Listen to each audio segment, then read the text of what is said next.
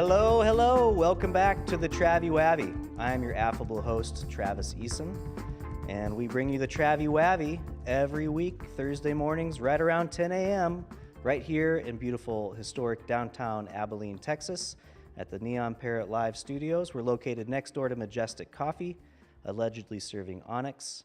And as always, I have my producers, Tim Prozier from InFocus Digital and Sam Wolf, right here at Neon Parrot Live, helping me to bring you this wonderful content where I bring you interesting characters from the storybook capital of America, Abilene, Texas, every single week.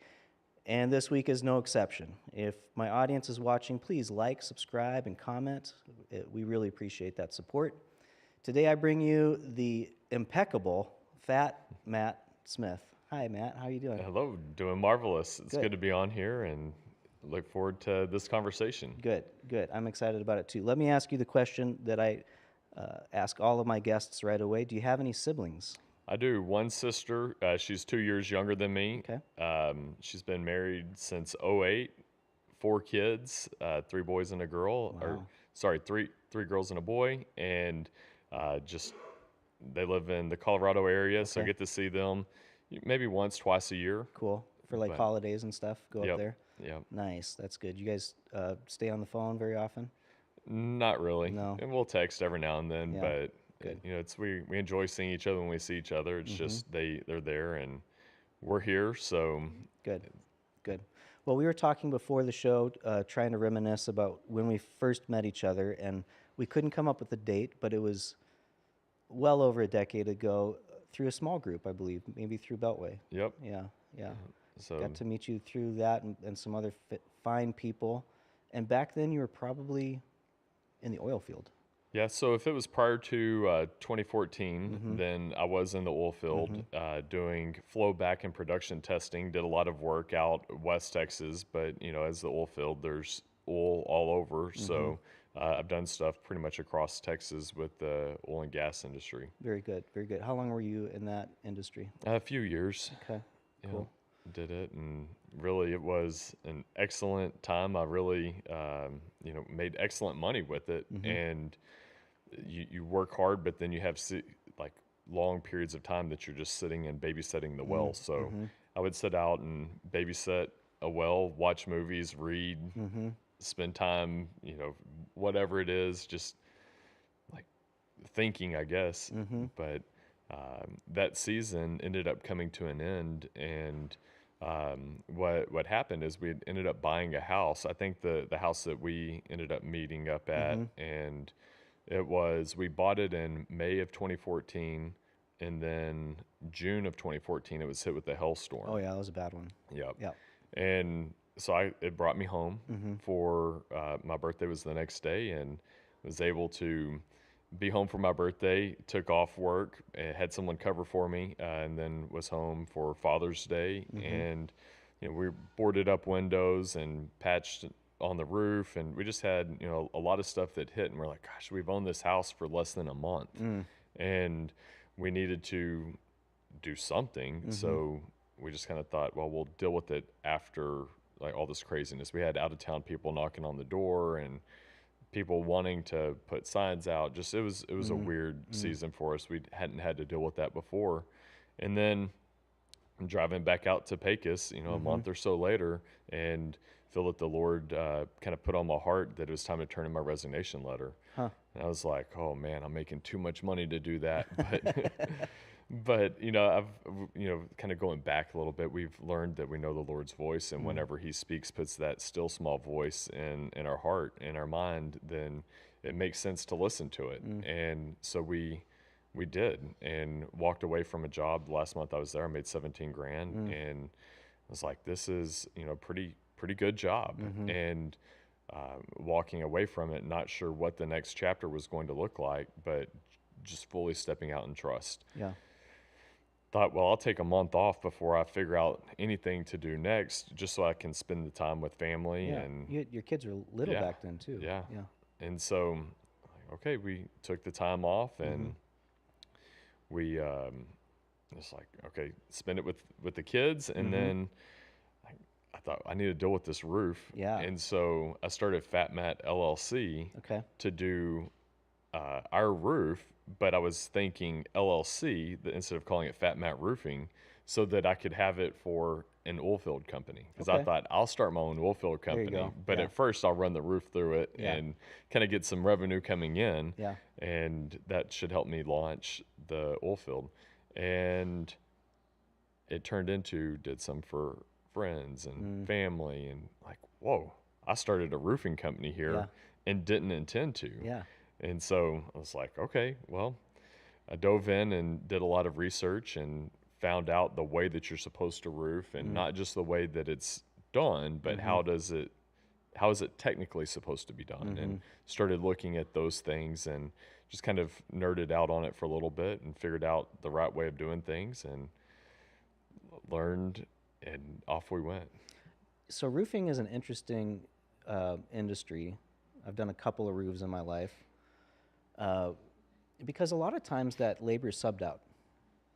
Is that true? It is, yeah. Most of residential roofing is subcontracted. Yep. So you have a company, in this case Fat Mat Roofing, and you're managing and running many different roofs, but for the most part the labor's subbed out to different crews. Is that the way that kind of goes? Yeah, most of the time, we do have some employees that do some of the labor, Sure. but most of the work is subcontracted, and that's where a lot of people can kind of get into dangerous zones. Is they think, oh, it's a subcontractor, so we can go with anybody. Well, the true issues come in when the crews know who checks the work and who doesn't, who's making sure that it's done right.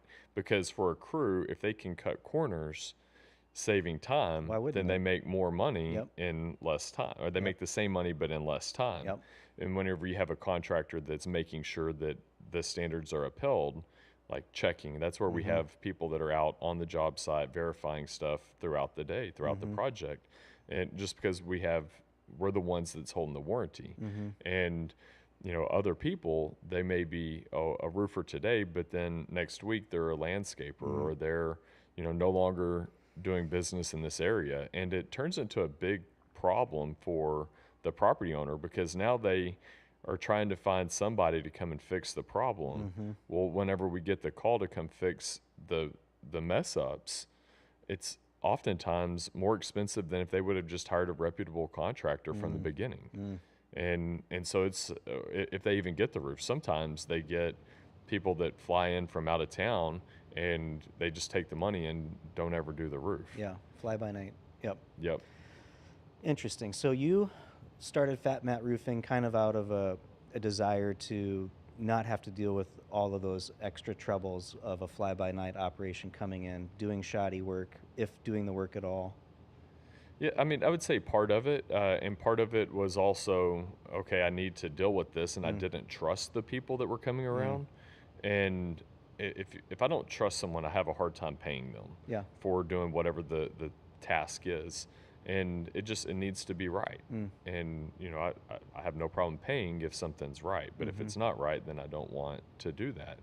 And so that was the idea of, okay, if I don't trust them at the beginning, then what makes me think that they're going to gain that trust along the way. And so we just did the research and then contracted it ourselves, but I was there on the roof making sure everything was being done the way that it needed to from the beginning. I contracted our roof and so did it, and that's where you kind of learned.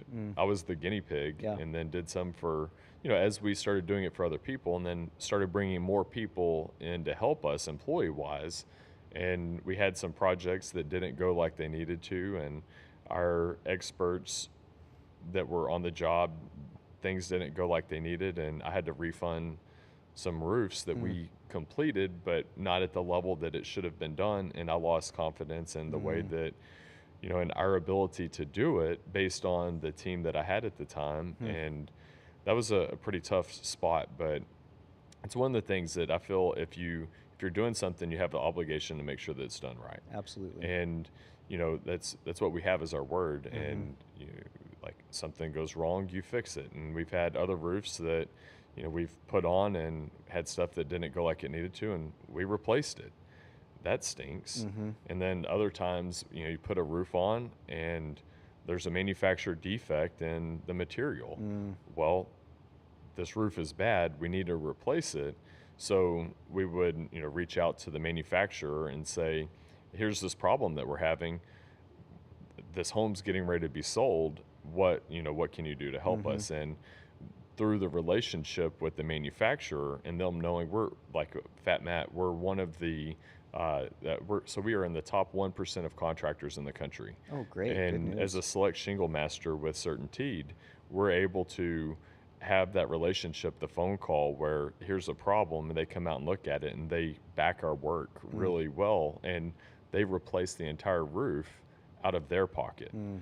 And so the people had a new roof, bad material, we replace it, and manufacturer pays for it. So that's where having a quality contractor that has taken time to establish the relationship with the Mm-hmm. manufacturer, and the manufacturer that we install primarily is Certainteed, which is owned by the world's largest building Mm. manufacturer, Saint Gobain, and they are.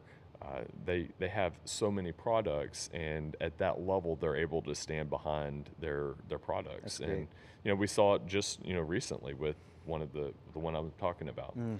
So that's where I know that we're not just talking about Yeah. Fat Matt, but it's really important to have a company that's doing for your roof to make sure you have a quality contractor that is in with the supply or with the manufacturer, Mm-hmm. that to verify that you're going to get a quality roof, and if something goes wrong, they're going to stand behind the product. Yeah. We've just seen it too many times with some of the other products that we've installed. We had a roof that was blowing off, Hmm. and we just had issue after issue, and we had issues with this product from the beginning of the install. We called the manufacturer, they came and looked at it, and they said, oh, it's okay, we'll just don't install these bundles of the shingles, the Mm-hmm. rest of them are fine. Well, they were blowing off, so we Mm. knew they weren't fine. And then the manufacturer tried to say, oh, it's because it was a technicality that you did wrong. Mm. Therefore, they're not going to cover it.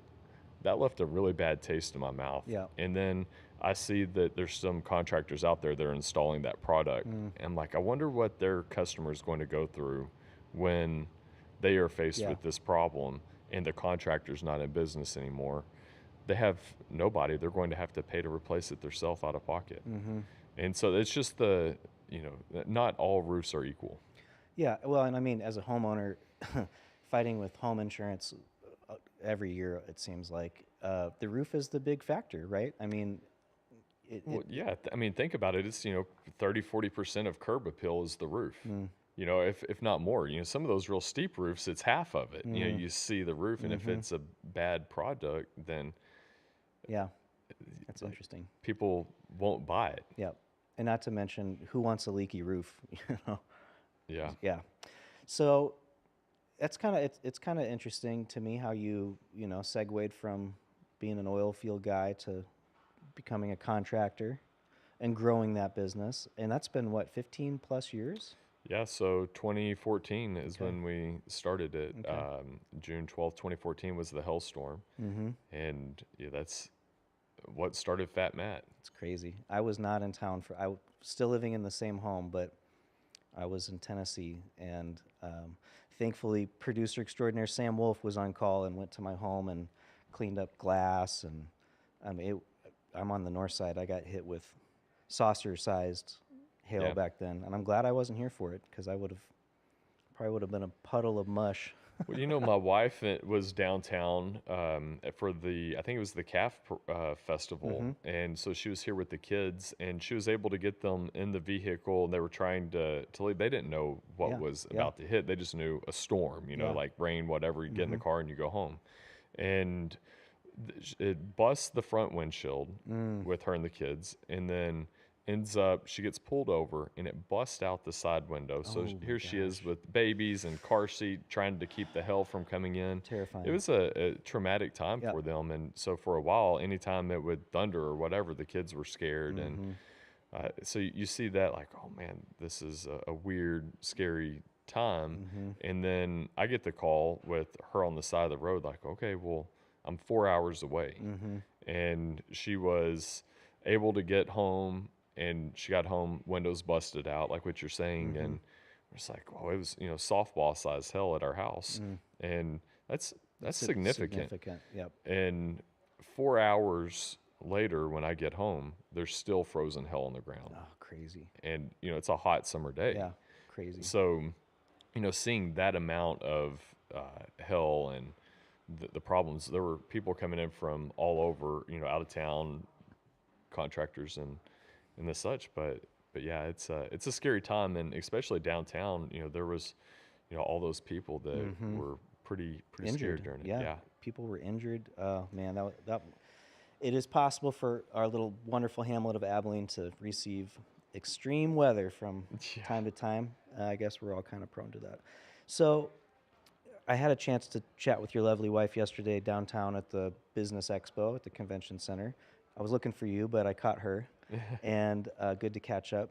And I asked her some questions because some of our audience may or may not know, but you just kind of coming off of a campaign, a political campaign. So I think this is a good way to segue into that. But Kira was wonderful to share with me some of her perceptions of kind of her experience of what that was like for y'all. But I'd like to hear from you, Matt. First of all, why did you even decide to get into politics? Well, it's something that I never really wanted to do. And, I felt that all politicians are crooks, and I didn't want to be numbered amongst them. And years have gone by where people have told me, Matt, you should run for this. Hey, have you considered that? And the answer has always been no. And people would say, well, really think about it and, pray about it or whatever the comments were. And so I would. And I never felt like it was something that I needed to do and really had no desire to do it. And then it got to a point towards the end of last year that nearly every day someone was telling me, Matt, you should run for this. Hey, you should run for that. And I had a conversation with Kira on the way to an event, and I told her, I can't get away from this. Like every day someone's saying something, and I think there may be something to it. We need to kind of be paying attention. We sat down at that event, and someone walks up, and the first thing that they say is, hey, Matt, when are you going to run for whatever? And I was like, I just jaw dropped, looked at Kira, and I was like, I'm telling you, I can't get away from it.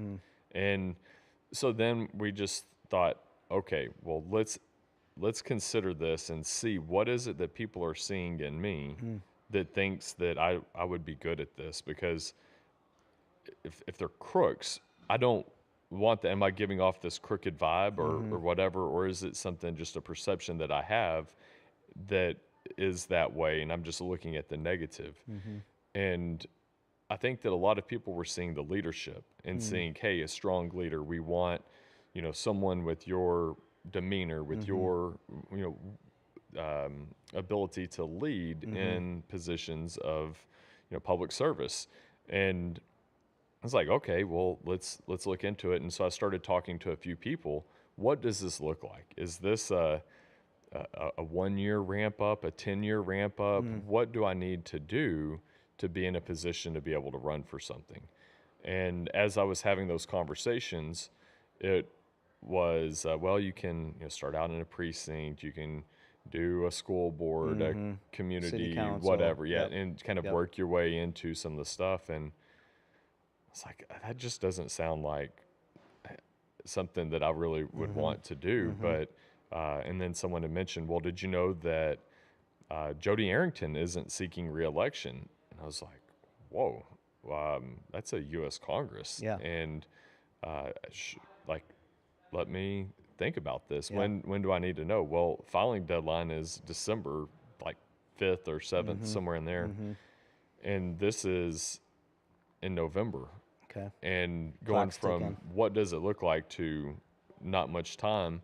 And so we just kind of were like, all right, let's pray about it and see, think about this, what are, weigh the costs associated with it. And when we did, I kind of fasted and, we prayed and just like, Lord, if you want us to do this, we'll do whatever it is that we believe that you want us to do. We just have to know that it's you. And we were feeling like it was something that we needed to do, but we hadn't really heard him in the way that, that still small voice. And so what she ended up feeling was that the time is now. And I had the feeling of the horses are saddled, let's ride. Cool. And whenever I felt that is in that prompting, that feeling was like, okay, if the horse is saddled, it's kind of like the proverb of the horse is prepared for battle, but the victory is the Lord's. And I thought, okay, if it's saddled, it's prepared. And if he's telling me, let's ride, that means that he's going and we're coming along with him. And I'm like, I can do that. Yeah. And so we, jumped into it. And next phone call was, well, you need to be prepared to have a significant amount of money put into this and raising some more. And it's like, wow, okay, we weren't expecting to we were thinking this is us volunteering our time. Right. And here we're now putting in our money. And that was like, okay, if we had not heard the Lord very clearly in the way that we know his voice to be, then we wouldn't have been willing to step into it. And so we stepped into it and ran hard. But it was really a fun campaign. And you're talking a little bit earlier about some of the things that we saw along the way. I had somebody tell me that the way that you campaign is the way that you will do in office. And so campaign the way that you want it to be when you're in office. And I looked at it as, okay, what are some things that I see to be true? And, looking at the 10 commandments, one of the commandments is to observe the Sabbath and keep it holy. And so taking a day of rest, essentially. And because early on I got sucked into doing something every day, all day, just go. And I realized this is a lot like in business after a hailstorm, or a new startup. We've had, different businesses that we've started, and it's a lot. And you can easily burn yourself out. And so I'm like, okay, I need to get back to this taking a day off. And so I would, take a Sabbath, spend it. Now, we'd still go to church and we'd talk to people and we would do stuff, but I wasn't actively hardcore campaigning on, a day of rest. So that part of it was, good to get that, little break in there. And okay, well, if I'm going to these events and with us homeschooling, we can bring the kids along with us. And so my daughter and, sons, they would come along, different kids, different events. And wherever we went, I was spending time with the kids. Awesome. So here I am campaigning and they're learning civics. Not many people get an opportunity to learn civics from a campaign trail. That's like a pretty big deal, I think. And they saw some pretty intense behind the scenes conversations and learned the way that politics works.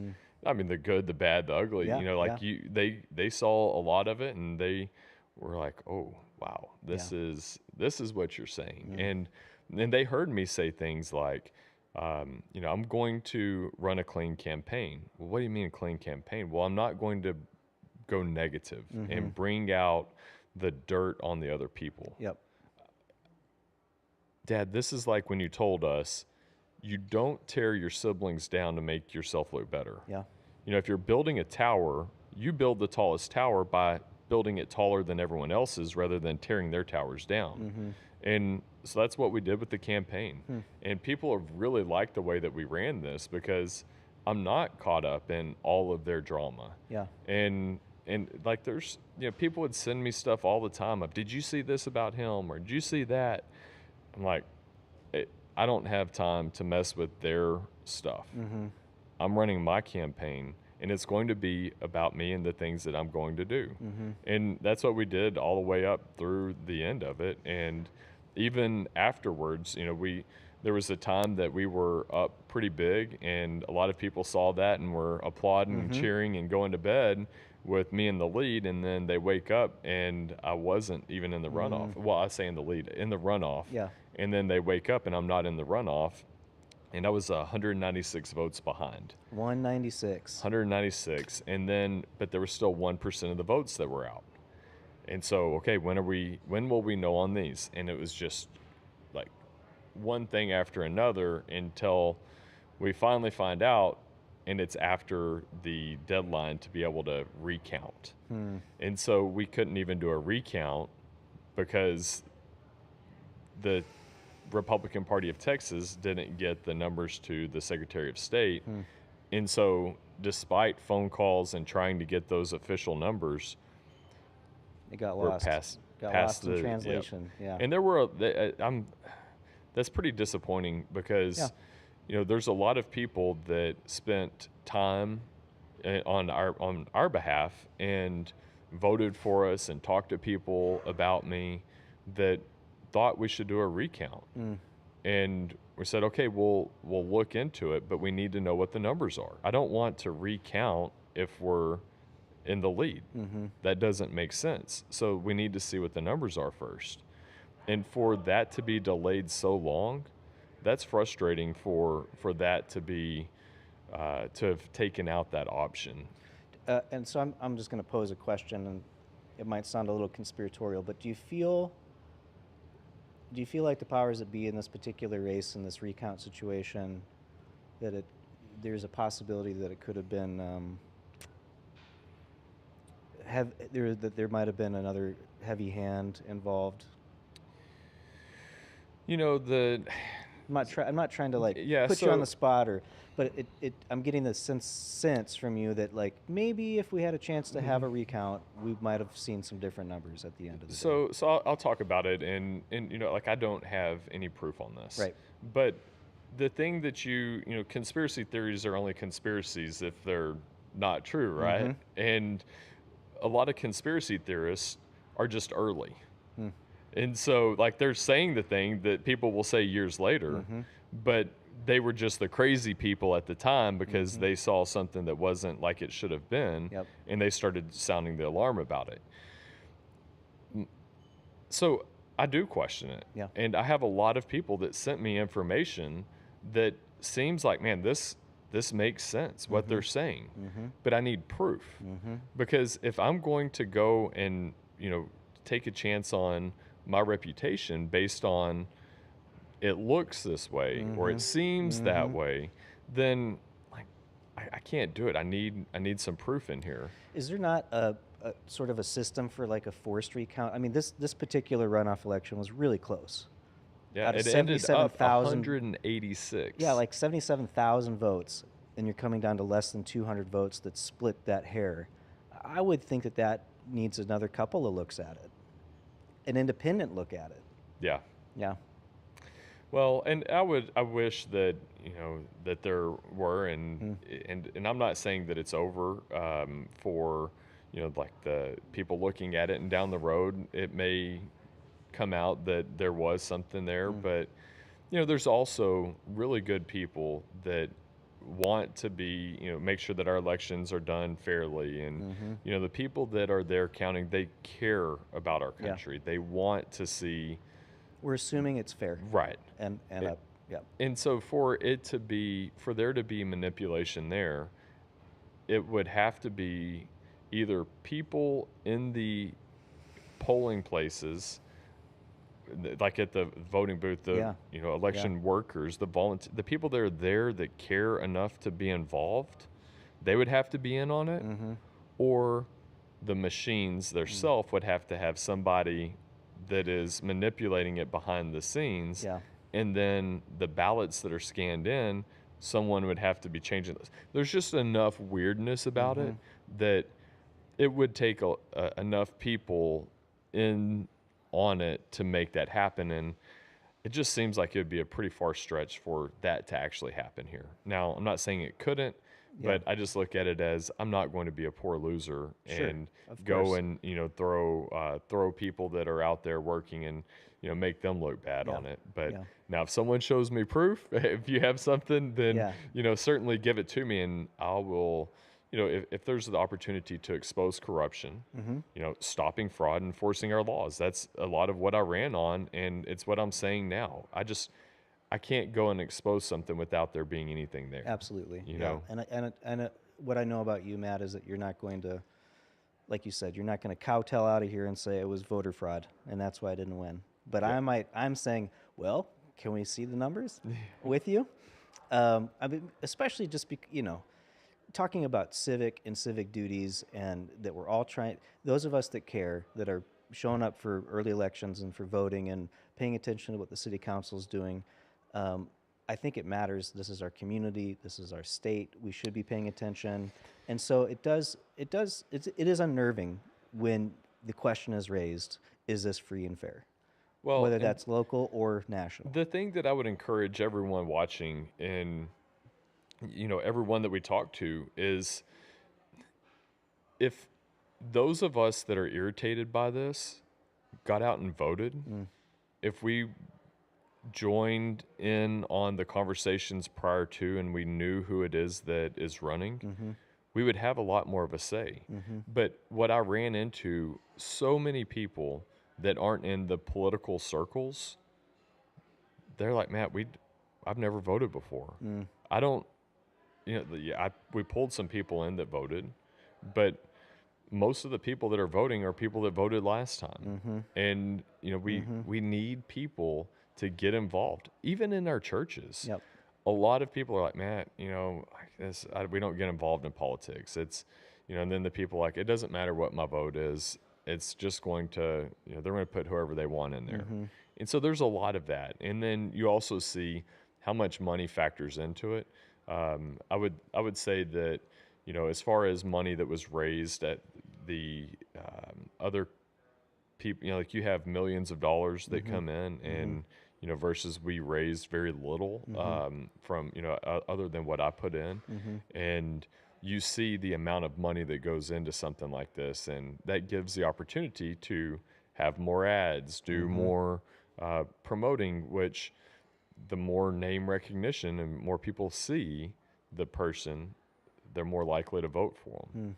And so just be able to look past a commercial, a sign, some of that, and dive in and being able to do a little bit of a research, because the people that are involved in politics are going to help push and get behind financially the person that they want to win. And the other candidates, they maybe don't have that same push of the political machine. And I'm not saying that there's anything wrong with it, because they're saying this is the person that we want, and they care, they're involved, and they're putting their money, their time, and their vote behind a candidate. But if you don't like who that person is, if you don't like what you've seen from people that have been elected, get involved. If you don't get involved, you shouldn't complain about it. Yeah. And that's just kind of where I am. And I'm like, hey, I'm willing to throw my name in on this. And like, I see it as, I just want us to get back to the way that our founding fathers set up the country. I believe that they had a biblical understanding. And so they knew the Bible. And then whenever you have the Declaration of Independence, you have the Constitution and our Bill of Rights. If it's not in looking at things through those lenses, if it's not there, then our federal government shouldn't be doing it. It should go to the states or the people. We need to get as many decisions as close to the people as we possibly can. I agree. When Big Brother government gets involved, they just mess stuff up. I don't want the government telling me how to live or telling me what to do. I don't want them taxing me. Now I understand there's some things that are needed. We need to be able to, spend money. We need to, like, things that are actually important, security. But if it's not in the Constitution, the 18 enumerated powers, if it's not there, why is our government doing it? Why is Congress doing things that they shouldn't do? I want to piggyback on this for a second, because I've been thinking about this with what's happening right now with travel, and many of our airports, TSA agents are not being paid, haven't been paid for months, and we're shifting and moving ICE agents into that position. And I just had the thought last night when I was sitting there, because I remember when we started TSA after 9/11, we didn't have TSA like we do today in 2000. It started in 2002, 2003 with the Homeland Security.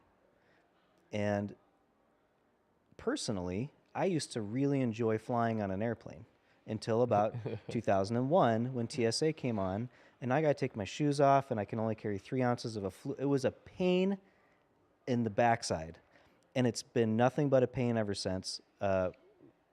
And so there, in my mind, that was government overreach by starting the TSA. It's my opinion. Okay. Um, and then that same government that started this security program is not going to fund it anymore. So we're going to bring in another security program that has nothing to do with it, isn't trained for it.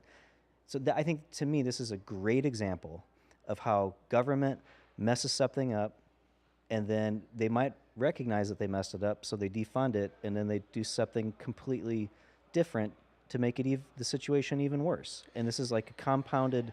This is one example of many situations that have been compounded by government. We need to write a new law to make sure that there's no trans bathrooms in schools, but there aren't any trans bathrooms in schools. It's kind of like that mentality. We're going to write a law to prevent something that isn't an issue yet. And to me, that just seems like an overstep, an overreach. And I'm tired of paying for the kind of leadership that I've been seeing over the last, and I'm not picking on a party, leadership from a city standpoint all the way up to federal. It feels like the things that are important to the average American, safety, shelter, education, health, access to non-poisonous food and community, those are just so far off the list of what anyone cares about. So I don't know. That was my little tangent, Matt. You could pick up the pieces. Yeah, well, I mean, there's a broad topic of, a lot of things there. But, ultimately looking at a lot of this government shutdown, not funding things. When we look at things like the Save America Act, like when you have this, I think it's around 80-something% of the country wants there to be real identification for a person to be able to vote. Like, we don't want someone that isn't an American voting in our elections. To me, that's common sense. Makes sense. Why won't we simply pass this? And we get into all of these games, and you have these omnibus bills, and you have these huge things that there's all the junk that's piled in on them. And then we get things like the Quality Learning Center and, this Minnesota child care thing, where there's no kids that are actually benefiting from it, but it's a Somalian fraud ring. Or hospice. We're finding more out about how my partner is in hospice, and I'm not picking on Abilene, but for sure, statewide, nationwide, there's a lot of fraud happening with a lot of these programs. It's like, whatever the program is, if it isn't, the government should not be doing it if it's not in the Constitution. And that's where we get into these problems. And whenever we have government doing things they shouldn't do. So they just need to get back to the Constitution. When a congressman puts their hand on a Bible and swears to protect the Constitution, they should have read it first and know what it is, and we should hold them accountable to it. Whoever the elected official is, whatever the rules are, we should hold them accountable to it. And that's just kind of the way that I look at it. And now that I've seen inside and the way that a lot of this is, I just think that there's too much what's in it for me, what's in it. Like, there's a lot of people that are lining, their pockets and, this insider trading stuff, all of that. It's a mess. Well, I feel like I'm only speaking for myself, but the sense that I get is that Americans have completely lost faith and trust in their government and their leaders, and even local officials, and that is that's really troubling to me on very many levels.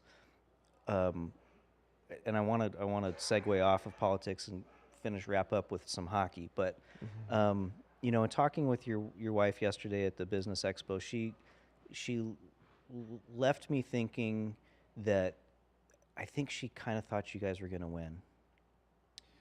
Well, we certainly, of course you wanted. yeah. I mean, you wouldn't do it unless you think you're going to win. But now that it's over and you're taking an L on this particular one, how are you guys kind of moving through that space? And is there a sense of like, I'm not done with this? Like, I think I need to continue to put myself in a position where I might be able to get elected and do something to help change the future? Or was this kind of like we tried it, the horses were ready and they're Yeah. still ready, but maybe I'm not the cowboy for that.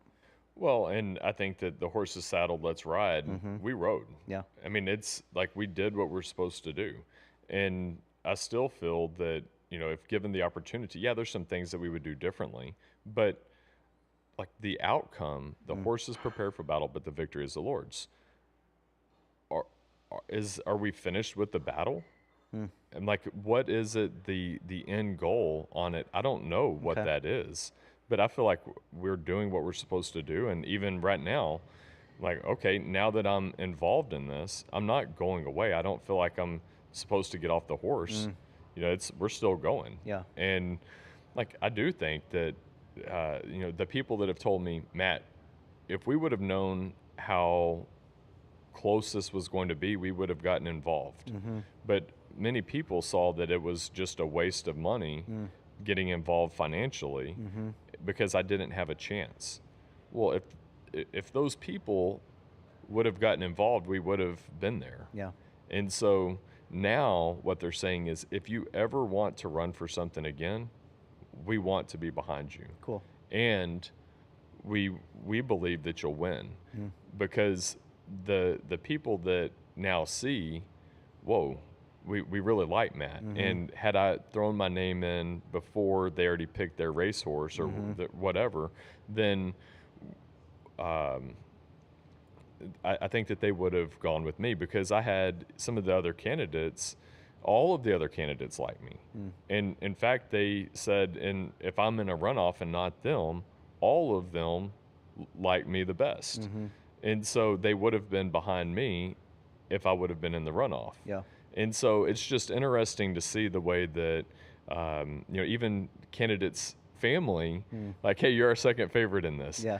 That feels good. And I appreciate the friendships that I've made through this journey. And yeah, politically, there's some things that I disagree with, on them. But I think that we have some guys that, are desired to see the best for our country. And, it's just their views and the way that they get there are a little different than mine. But yeah, I'll do this again. I'll do something if I believe that the Lord calls us to do it. I just want to, let that chapter of my life be whatever it is that the Lord is calling me into, and we step out into it.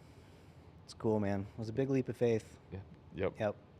So, how is politics in your mind similar to ice hockey or roller hockey?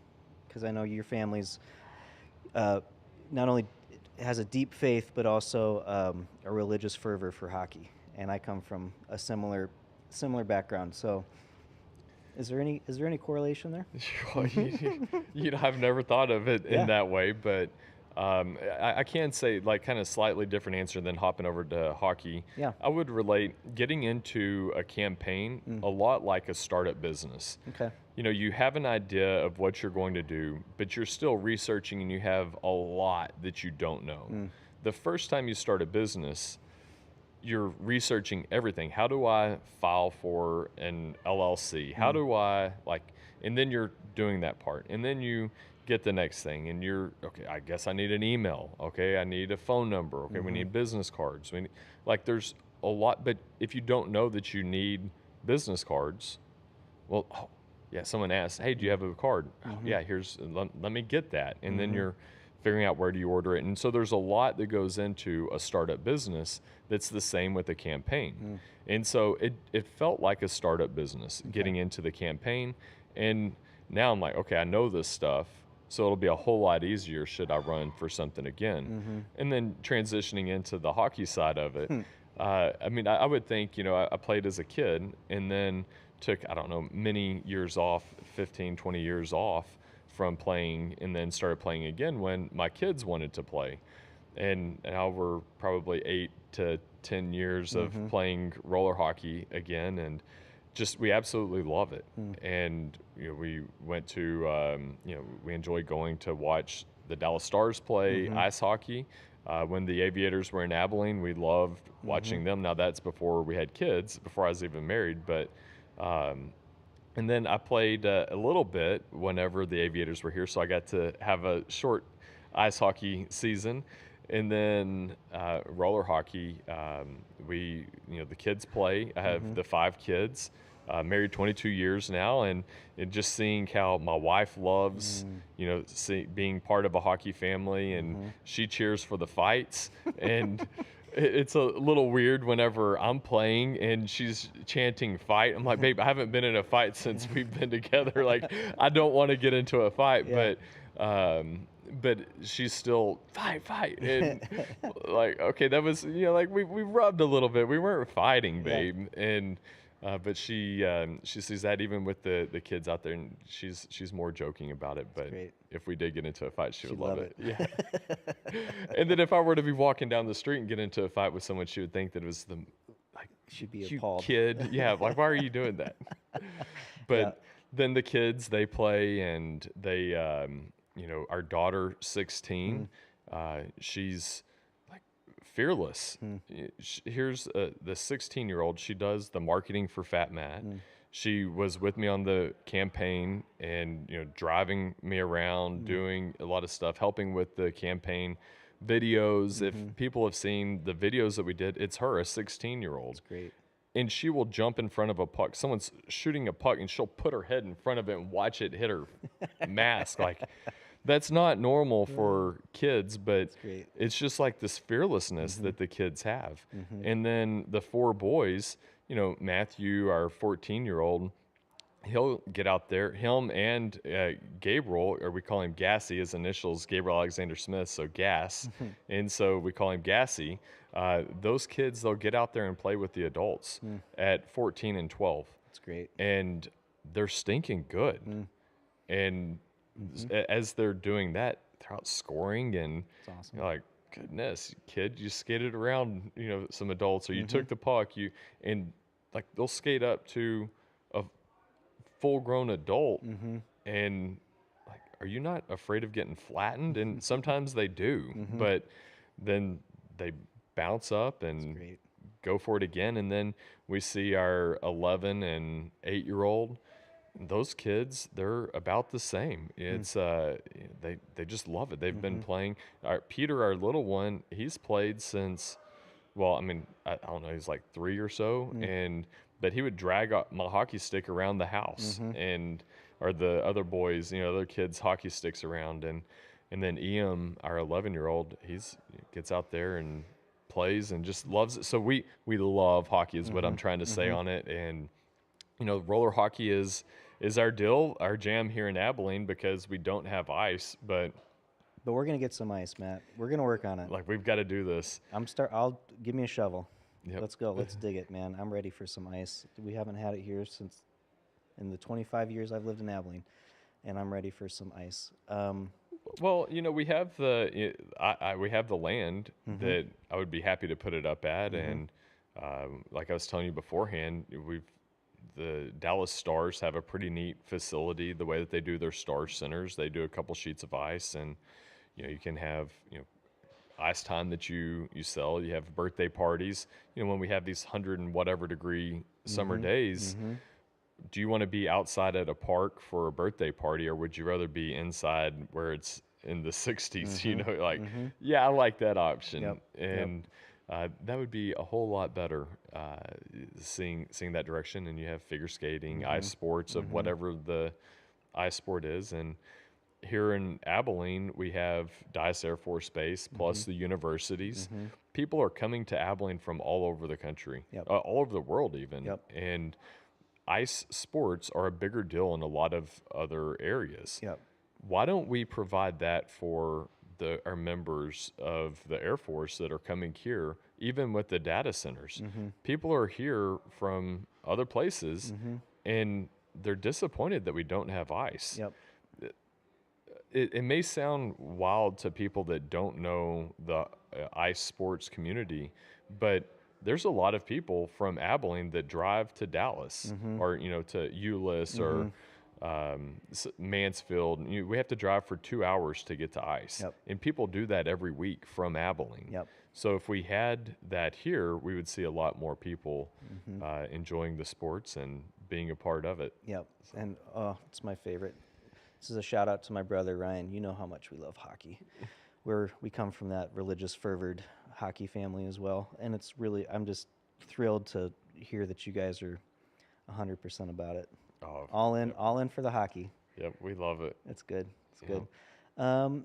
As we wrap up a little bit today, anything that you want our audience to know about you? Any plans you want to share with us, or words of wisdom, sage advice?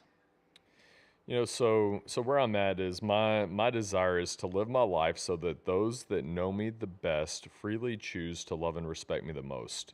And whenever I look at that, it's easy to make people from a podcast or just words or out in the community to see something and like it, and you can get the accolades, and people are saying, "Good job, way to Yeah. go! You've built a great business. You've Yeah. done that part of it." But if I lose my family in the process of doing that, then I don't care anything about the other. Yeah. And so I just want it to be, and I would encourage everyone to live your life so that your actions, should they become universal law, you would approve it and think, should I do this? Well, if someone did this to me, it's kind of the golden rule. Would I like it? And if you live that way, it'll be a whole lot better for our community, for those around us. And I think that's how we are going to be able to advance, whether it's in politics or business, a podcast and the such. Let's get people to understand that let's live this way. And for me, a big part of it now, a lot of people may not be people of faith. And I look at it as a Christian. If I follow the teachings of Jesus, then that is to love my neighbor.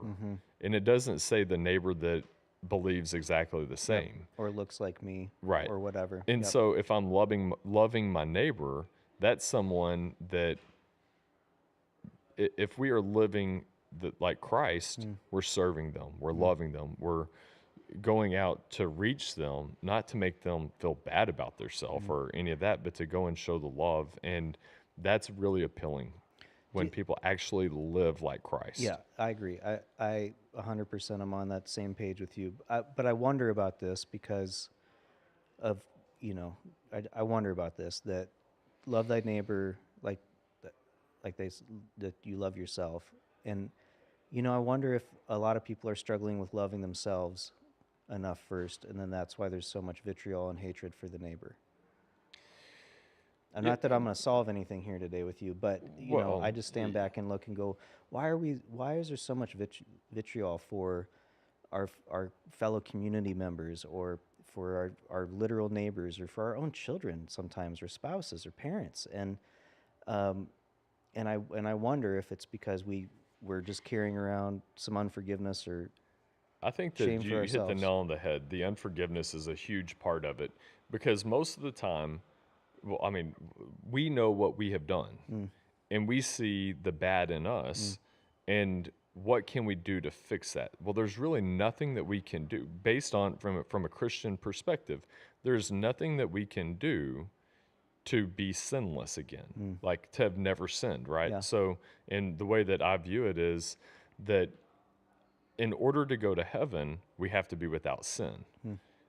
We can't do it on our own. And so what Jesus did is he lived the sinless life, and then he freely chose to lay his life down and making that payment for us.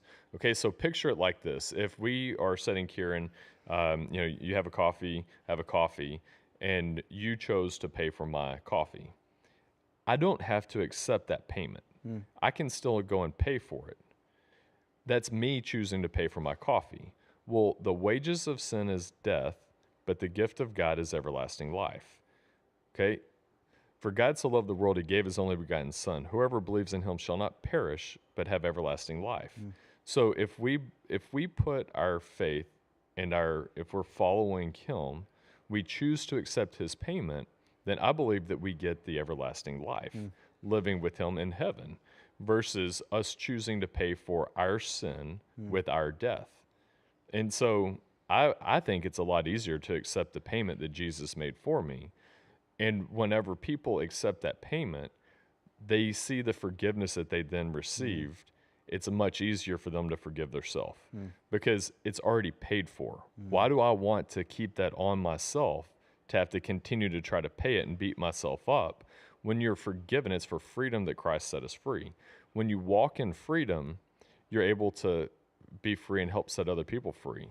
And you're able to love people like you love yourself at that point. You see, it's like this, when people don't understand the payment that was made, it's hard. And they're just bound up in stuff. And then, we get caught up in addiction and other stuff that have us in a pretty bad spot. But I mean, a lot of stuff out there is designed to tear the family apart, whether it's, things like, pornography or some of that. Like, there's a stupid amount of people that are caught up in pornography.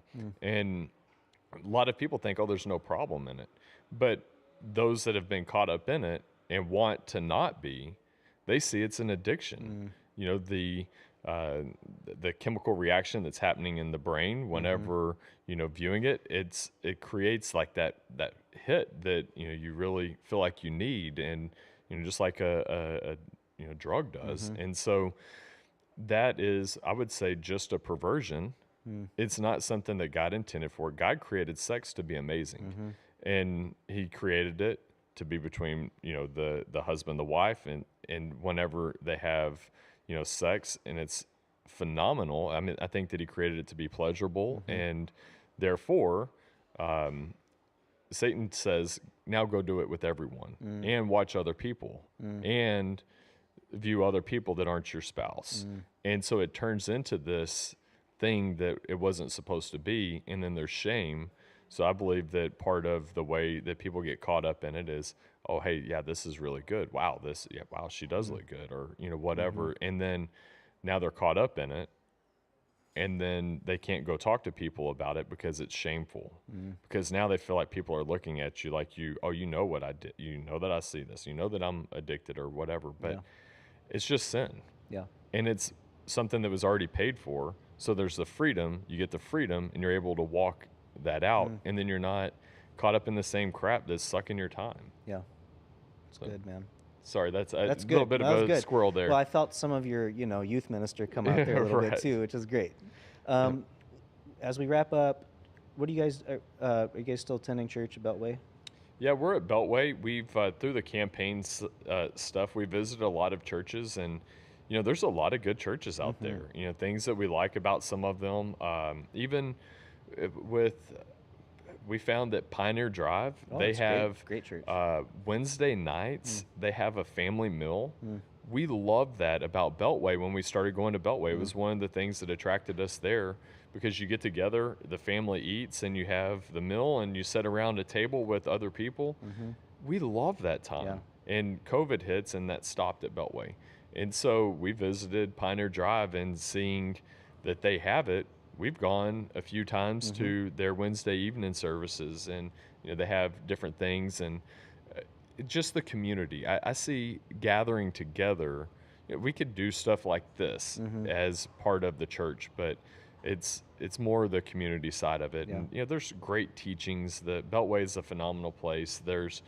I believe that they love people, the leadership, friends, and really good people there, and great programs to really be able to help reach, whether it's, if as a man, there's men's groups, and there's things to help people that are going through issues, and to go and see, I think it's like 600 plus men at a men's retreat. That's not normal, but that's what's happening at Beltway, and seeing the things that the men's ministry is able to do. The women's ministry, they have a lot of ladies that are going to that community, and seeing the camaraderie that comes out of that.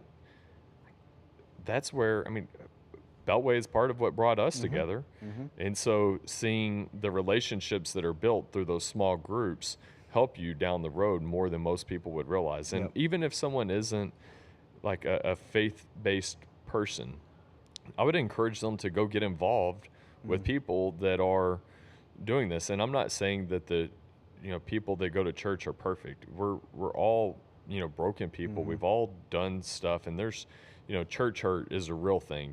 I know we've been through some pretty crazy stuff with church stuff, and so don't put your trust, your faith in the people, but being around the people, oftentimes you'll pick up things, and to be able to see how a good way of living. You know, there's good, but there's also some bad, and people in church are, there's They're still still people. infidelity and Yep. stuff that happens in churches. So I'm not like, don't put your faith there is what I'm trying to say, Yep. but it also, Scripture talks about don't forsake getting together Yeah. with the others too. So Well, and since COVID, we mentioned that a couple times. I do feel like we've neglected that, whether it's a civic mindedness or just choosing to go get out of the house and gather with others. We kind of lost momentum on that when COVID hit and we were all isolated and sent home. And so I'm hoping over the next 5 years, decade, that we can be moving back towards a time where we really are encouraged to be together. yeah, In whatever kind of community facet that looks like, because it is important. yeah, It is important. yep, definitely is. Any last thoughts, my friend? Really enjoyed having you on today. Yeah, man, I enjoyed it. It's too bad that we don't have more time to kind of talk. I can talk for a long time, Good. but this was really good, and I appreciate you giving the opportunity sure. for talking here and having other people from the community on to visit and for folks to get to know, because right now I see this as recording some of history and Very archival. years from now, how will you and I be remembered? Yep. Even if we're not beyond our life. Yep. And I think that this type of thing will help people to understand a little bit of the mindset of what's going on right now as a community, as we're changing so much. We see like this mindset of, okay, there's this faith, and how is Matt whenever at the end of a campaign, because a lot of people are going to be devastated when they don't win. Yeah. But to me, I'm like, okay, that's not who I am. Yeah. And that's not where I get my identity. It's something that I did and I ran it really well, but that's not me. And so stepping into this next thing and seeing, okay, we're doing other businesses. We have a lot of other projects in the work, and this is good is what I'm saying. Good. So Well, good. thank you. I'm really appreciative of you being here today and sharing of yourself. And it's good to talk to your wife yesterday. And I'm sure we'll stay in touch and do more things. We're gonna get a sheet of ice here. Is what we're gonna do. I like it. And and for those that watch through our ramblings and discussion up to this point, man, I really appreciate y'all being here. And I'm pretty well an open book. Happy to visit with anybody. And if you have interest in learning about whenever I'm talking about like hearing God, I know that may sound weird to a lot of people. Some people would call it like an intuition or like the gut feeling, that side of it. Don't be weirded out by it, but think there's a guy in the Bible that his name was essentially Paul, but before he became Paul, his name was Saul. And he was a Jewish guy that was out persecuting Christians. And so he would go and kind of round them up, because these Christians, they're following this Jesus guy that we already killed, and they're the problem. We've got to stop them from spreading. And he's on the road and he gets struck blind. And God essentially is like, Saul, Saul, why are you persecuting me? And he gets blind, and then he's in this house for a few days, and he's like, okay, I'm blind, and God sends this guy named Ananias, and he's like, Ananias, and he goes, here I am. And when God tells him to go to this guy's house, this is this guy's name, and this is what I want you to tell him. He essentially told him a location, a name, a characteristic, an element, and something unusual. So think of that like a treasure hunt. And so the Lord speaks to someone to go reach another person, and gave them all the clues that he needed. He went and he did it. And so there's a book out there called The Ultimate Treasure Hunt. And I read that book, and it taught me that if God is the same yesterday, today, and forever, and if he spoke to Ananias this way, what if he still wanted to speak to people to go reach other people? And so Kira and I did that nearly every Friday night for a few years, where we would pray and ask the Lord for clues. We would write them down, then we'd go out and look for the clues, and they lead you to people. And we saw, like, okay, this isn't a coincidence. this is more than a hunch. This is more than I just kind of had this thought. Like, okay, that is the Lord speaking, but it may seem like a hunch. Yep. Or why am I smelling strawberries? Why do I have a strawberry taste? Well, right, strawberry. And with doing that and learning his voice, then you're like, okay, this becomes a lifestyle to the point that we had, one time the Lord says we need to go to Vegas and gave us some clues, and we go there and, drop the kids off with my parents, fly to Vegas looking for Thanks, Lord. clues. Yeah. And we get there, and our Uber driver, we end up having lunch with her, and she's like, whoa. And we told her some of the clues, and it was to the T. And then we end up in her ex's living room that there were, some things that were there that had her a little shaken up. And I get to share with him that, the story of how the Lord sent us there looking for him and that he loves him. And this guy gives me a big hug and went with me to a men's retreat last year. From Vegas, comes to this men's retreat, and we've become friends through this treasure hunt and seeing now they're married, another kid, and like all the things that ended up happening. And I think a big part of it was because we were faithful to go and do what we believed that the Lord called us to go do. And then I look back at scripture where that guy, Paul, a lot of the New Testament is he would go to a place, visit people, and then later write letters. Those letters he would write were to the church of wherever.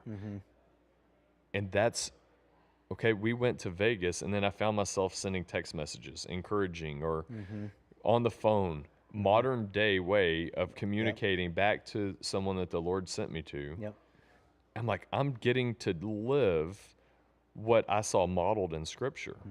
And it's just such a fun journey. That's cool. And so I would encourage everyone that has interest in some of this, pick up that book, The Ultimate Treasure Hunt, read it. I'm happy to talk to anybody about it. And I know that it may sound crazy to people, and because it's like, oh, God talking, whatever, Matt. But like, I believe it, and I've seen it enough to know that when you believe something and you've experienced it, it's more real. than just words and feelings. It's real things that you can actually put your finger on and say that really happened. That's real. Yep. So that would be the thing that I would just leave everyone with is, encourage you that, that there is the payment for the things that you've done, and don't feel like you are alone in it, that there's, great things out there, and that if there is a creator, which I believe there is, and if he does desire a relationship with you, which I believe he does,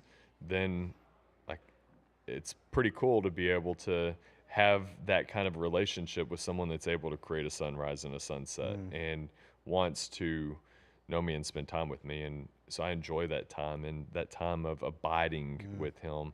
There's something really special that comes out of it. And I can say that I wouldn't be where we are today without that time with him and the relationship with him, because I would have never started Fat Matt without the Lord telling me to leave the job.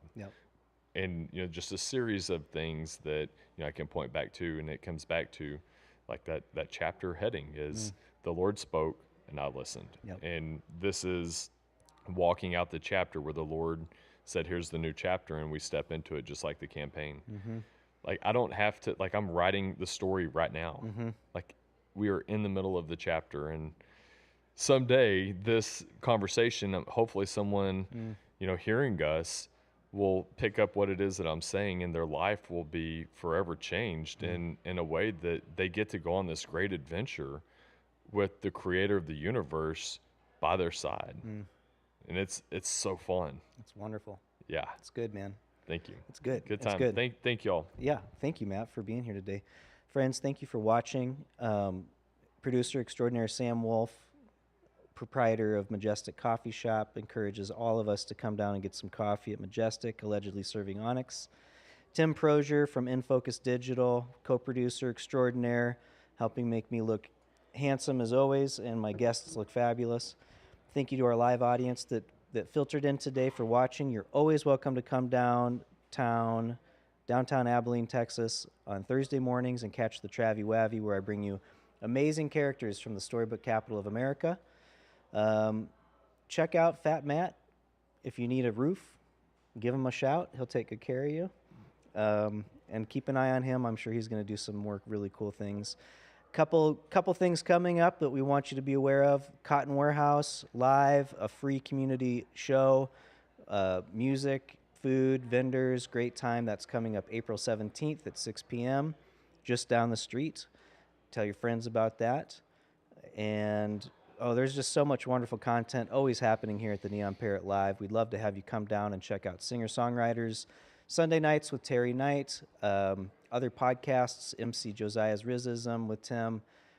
Just lots of fun things coming down the pike. Please like, subscribe, share, come down and watch. Catch Matt outside, catch me outside. We're both pretty personal. We'd love to talk to you. And I think that's all I have today. Thanks, Matt. Cool. Also, you had mentioned some of the things that Tim was doing on the VHS tapes. Yeah. So Tim, are you on the mic? No. In Focus Digital, Tim Prozier, he can take your CDs, tapes, reel-to-reel, basically any digital assets that you have that you don't have a VHS player anymore.